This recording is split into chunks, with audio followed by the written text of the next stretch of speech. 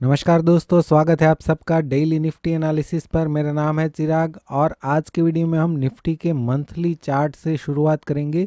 Monthly chart में अगर हम देखें तो ये मंथली चार्ट मैंने 2-3 बार आपके सामने रखा हुआ है, जहाँ पे ये 1, 2, 3 और 4 के बाद फिफ्थ का हमने प्रोजेक्शन निकाला था 38 to 61%, जिस रेंज में ये निफ्टी जो है ऑलरेडी एंटर कर चुका है। फर्स्ट टाइम ये जो रेंज हमने निकाली थी यहाँ पे आप देख सकते हैं, मैंने यहाँ पे 1 जून को ये वीडियो पोस्ट किया था, जहाँ पे ये 4 के बाद फिफ्थ का बाउंस हम इस रेंज में एक्सपेक्ट कर रहे थे, जो ऑलरेडी अब अचीव हो चुका है। अभी हम क्या करेंगे, यहाँ से फिफ्थ का जो बाउंस है उस पर ही फोकस करेंगे।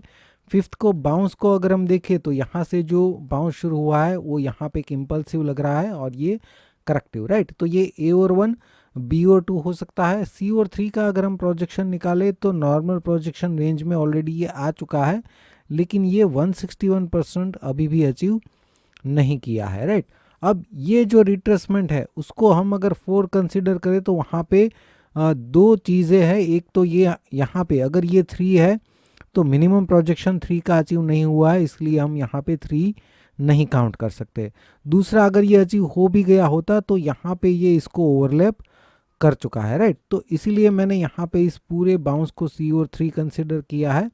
और इस सी और 3 का रिट्रेसमेंट अगर निकाले तो ये 23 to 38% इमीडिएट सपोर्ट रेंज है और 20,350 जो है ये down side break even point है।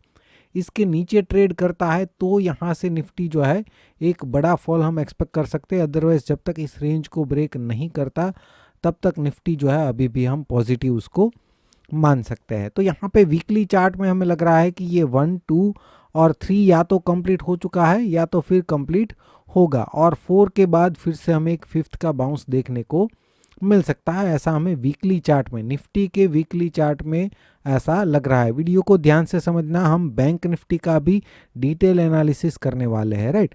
अब यहाँ पे निफ्टी में हम क्या करेंगे, ये सी और 3 का बाउंस जो है उसको अगर हम स्मॉलर टाइम फ्रेम में देखें तो सी और 3 के अंदर हमें लग रहा है कि ये एक इम्पल्सिव बाउंस है, राइट। 1, 2, 3, 4 और 5, फिफ्थ में यहाँ पे कंसिडर कर रहा हूँ, क्योंकि यहाँ से अगर मैं फिफ्थ का प्रोजेक्शन निकाल रहा हूँ तो यहाँ पे 100% आ रहा है, राइट, अप्रोक्सीमेटली। तो इसके नीचे यहाँ पे हो सकता है कि ये 1, 2, 3, 4 और फिफ्थ ये कंप्लीट हो चुका है, राइट। तो अभी ये इम्पल्स हमें सी और 3 का यहाँ पे कंप्लीट लग रहा है, तो इस रेंज में हम डिक्लाइन एक्सपेक्ट कर सकते हैं, जो कि कई टाइम से हम मान रहे थे कि ये ए है, फिर ये बी के बाद सी का डिक्लाइन एक्सपेक्ट कर रहे थे, लेकिन यहाँ पे ये साइडवेज टू पॉजिटिव ही ट्रेड कर रहा है, राइट। तो अभी हम क्या करेंगे, ये जो टॉप पे जो पैटर्न बनी है उसको स्मॉलर टाइम फ्रेम में देखते हैं। ओवरऑल ये सपोर्ट रेंज है और 20,350 जो है वो down side break even point है, राइट।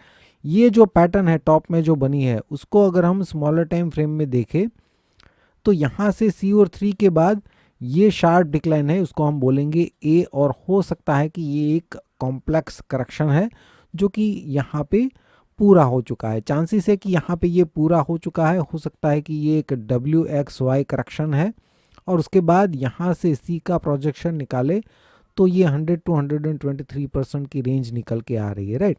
ये ए, ये बी और ये वेव सी का प्रोजेक्शन हमने निकाला है, राइट। तो इस रेंज में डिक्लाइन एक्सपेक्ट कर रहे थे, ये डिक्लाइन शार्प होना चाहिए, लेकिन यहाँ पे एक शार्प डिक्लाइन आया, लेकिन फिर से ये साइडवेज हो रहा है। जनरली वेव सी में इस तरीके के मूव हमें देखने को नहीं मिलते, ये शार्प एंड स्टीप होता है वेव 3 की तरह ही, राइट। लेकिन यहाँ पे बार बार ये साइडवेज हो रहा है।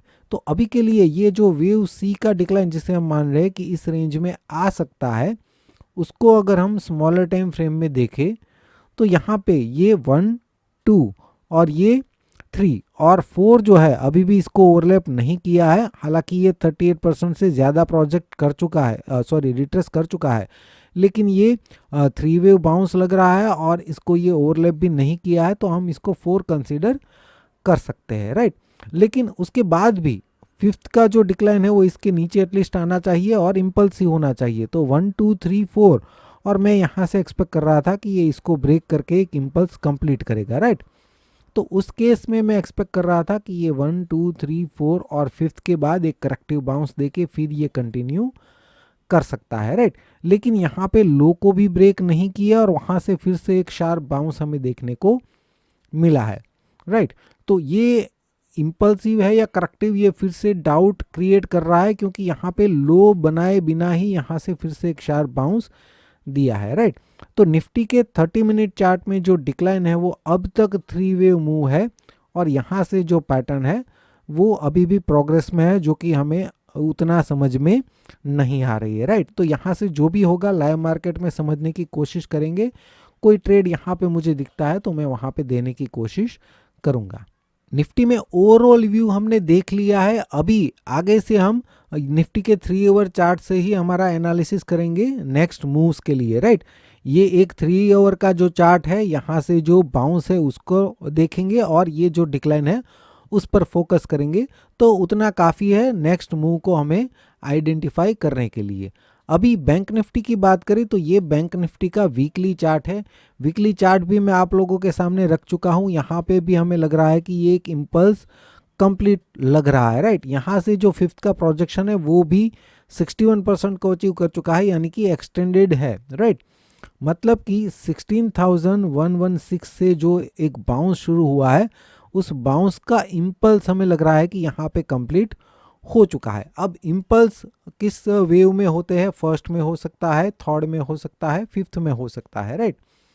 तो उसमें से कोई भी ये वेव हो, मान लीजिए कि ये फर्स्ट है, तो फर्स्ट के बाद सेकंड जो आता है उसका रिट्रेसमेंट 50% से भी ज़्यादा आता है।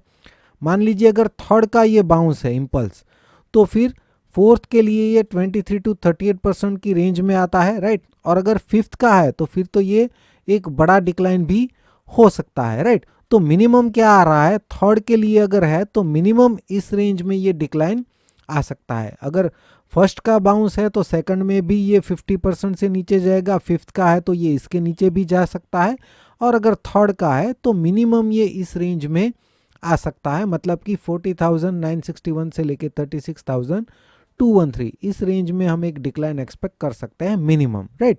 वो यहाँ पे हमने समझने की कोशिश ऑलरेडी की है, राइट। तो अभी यहाँ पे बैंक निफ्टी के वीकली चार्ट में हमें लग रहा है कि एक इम्पल्स कंप्लीट हो चुका है और एक बड़ा डिक्लाइन यहाँ से हम एक्सपेक्ट कर रहे हैं। अगर इस रेंज में भी आता है तो भी ये डिक्लाइन बहुत ही बड़ा है, राइट। लेकिन निफ्टी में ऐसा नहीं लग रहा है वीकली चार्ट में, वही एक कन्फ्यूज़न है। हालांकि स्टेप बाय स्टेप देखते जाएंगे, निफ्टी में जो भी लगता है उसके हिसाब से देखेंगे, बैंक निफ्टी में जो लगता है उसके हिसाब से देखेंगे। बैंक निफ्टी में अगर हम देखें तो अभी के लिए इस रेंज में डिक्लाइन एक्सपेक्ट कर रहा है, और यहाँ से जो डिक्लाइन है टॉप से उसको अगर हम स्मॉलर टाइम फ्रेम में देखें तो ये जो है बैंक निफ्टी का डेली चार्ट है। डेली चार्ट में यहाँ से जो डिक्लाइन है वो एक इम्पल्सिव डिक्लाइन हमें लग रहा है। ये ऑलरेडी हमने देखा हुआ है इससे पहले भी, राइट। अब इस डिक्लाइन ने जो है कितना टाइम लिया है, यहाँ पे 20 बार्स लिए है। उसके बाद ये जो बाउंस है ये ABC X और ABC एक double zigzag correction WXY type का करेक्शन अभी तक लग रहा है। यहाँ पे जो सेकंड ABC है उसमें वेव C का रिट्रेसमेंट 38% जो है उसको ये ब्रेक कर चुका है, यानी कि नेगेटिव भी बन चुका है, राइट। हालांकि ये डिक्लाइन उतना शार्प नहीं है जैसा हमने निफ्टी में भी डिस्कस किया था।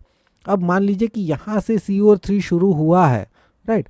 तो यहाँ पे A और 1 ने जितना टाइम लिया है, जनरली अगर वेव 3 है तो उसके कम टाइम में ये 100% अचीव करता है, और अगर वेव C है तो इसके आसपास ये इस रेंज में आ जाता है, राइट। तो इसके हिसाब से 20 बार के हिसाब से कंसीडर करें तो 8 अप्रैल आ रही है, राइट। तो इसके अराउंड, इसके आसपास जो है बैंक निफ्टी जो है ये इस रेंज में आ जाना चाहिए, ऐसा हमें अभी के लिए लग रहा है, राइट।